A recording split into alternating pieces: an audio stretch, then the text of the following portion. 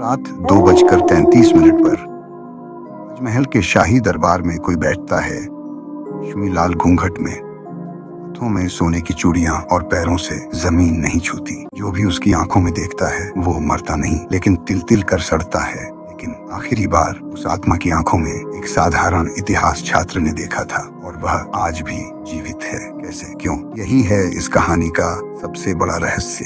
1997 राजस्थान के धौलपुर में एक पुराना राजमहल खंडहर में तब्दील हो चुका है, लेकिन कभी यह महल महारानी चंद्रलेखा का था। आरव 24 वर्षीय इतिहास छात्र भूत प्रेतों पर विश्वास नहीं करता। वह वहाँ एक गुप्त शोध के लिए आया है, चंद्रलेखा की आखिरी रात के रहस्य को जानने। उसने एक पुरानी पांडुलिपि में पढ़ा था, जिस दिन चंद्रलेखा को ठुकराया गया उस रात चंद्र ग्रहण था, और उसी रात उसने रक्त स्नान किया। उससे उसकी आत्मा महल में बंद है।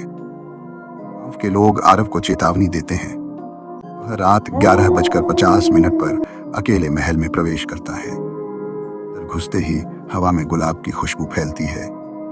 कुछ ही सेकंड में खून की सड़ांध में बदल जाती है। दीवारें सुनहरी हैं, लेकिन लाल उंगलियों के निशान से ढंकी हुई। 2:30 पर बत्तियां खुद जल उठती हैं। एक महिला की धीमी आवाज सुनाई देती है, मेरे श्रृंगार का अपमान किया गया, मैं तुम्हें भी अपूर्ण छोड़ दूंगी।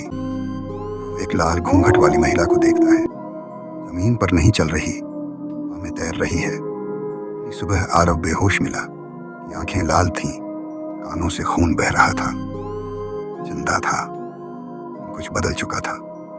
उसे हर रात सपने आते थे, उनमें उभरती थी अपनी चंद्रलेखा की पूरी प्रेम कहानी।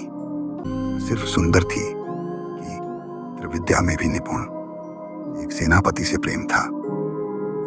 राज्य की राजनीति ने उसकी शादी एक वृद्ध राजा से तय कर दी। की रात ग्रहण के समय ने अपने ही तंत्र से को एक पूर्ण पिशाचिनी बना लिया।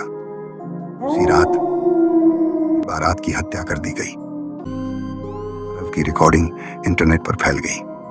लोग राजमहल जाने लगे, पर जो लौटे वो पहले जैसे नहीं रहे। किसी की आंखें सफेद, किसी की आवाज चली गई, और एक यूट्यूबर ने आत्महत्या कर ली।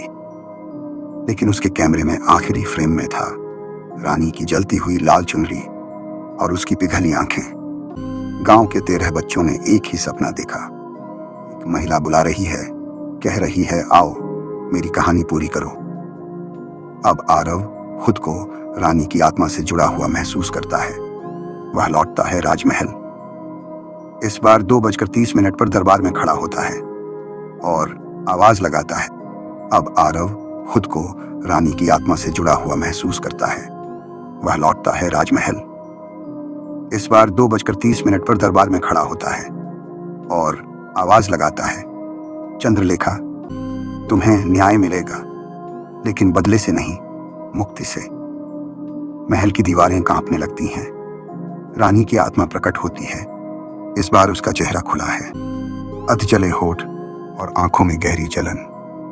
वह पूछती है, तू मुझे मुक्त करेगा जब मेरे प्रेम ने ही मुझे ठुकराया? आरव शांत स्वर में कहता है, तुम्हारा प्रेम अधूरा था, लेकिन अब तुम्हारी कथा पूरी होगी। दुनिया तुम्हें अपशगुनी नहीं, एक अधूरी रानी के रूप में जानेगी। रानी की आत्मा रो पड़ती है और पहली बार किसी इंसान को मारती नहीं। वह अपने बाल खोल देती है। तंत्र के अनुसार ये आत्मा की मुक्ति की स्वीकृति है। पूरे महल में एक दिव्य रोशनी फैलती है। दीवारों के खून के निशान कमल के फूलों में बदल जाते हैं। दरबार की टूटी छत एक पल में जुड़ जाती है और रानी की आत्मा उजाले में विलीन हो जाती है। आरव ने राजमहल की रानी नाम से एक किताब लिखी। आज वह बेस्ट सेलर है। राजमहल अब एक स्मारक है।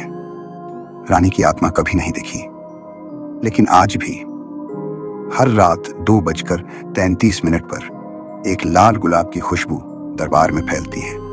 और कहते हैं, कभी कभी आत्मा को बदले से नहीं, समझ और स्वीकृति से मुक्ति मिलती है।